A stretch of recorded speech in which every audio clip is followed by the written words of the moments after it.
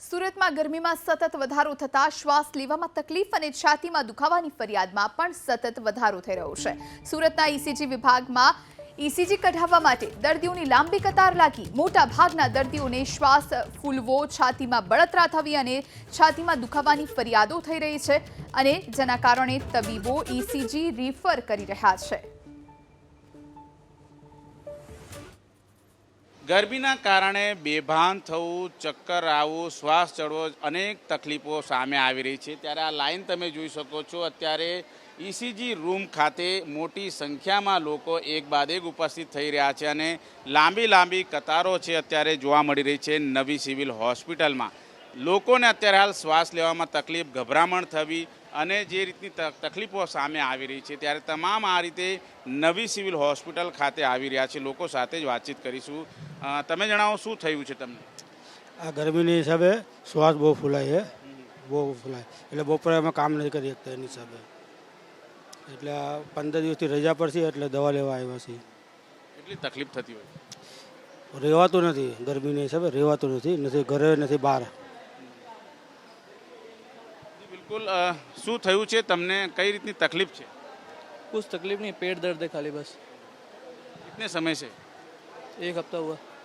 एक अठवाडियाથી तकलीफ છે। बहन जी क्या हुआ है, क्या दिक्कत आ रही है? मुझे सीने में तकलीफ है, दर्द रहता है, थकावट महसूस होती है। कितने समय से ऐसा तकलीफ? 1 साल से। શું થયું છે તમને? दीदी को है, मेरी मम्मी को है, तो वो अल्सर का है, बीपी भी और ऑपरेशन किया है आँख का।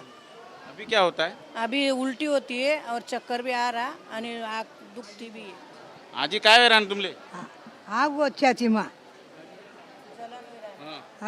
जलन होत बुवा आणि एकदम येण्यागत होत। बिल्कुल छातीમાં जलन થાય। क्या हुआ है आपको? बुआ का हुआ है, मुझे कुछ हुआ नहीं। सांस लेने में तकलीफ हो रही है।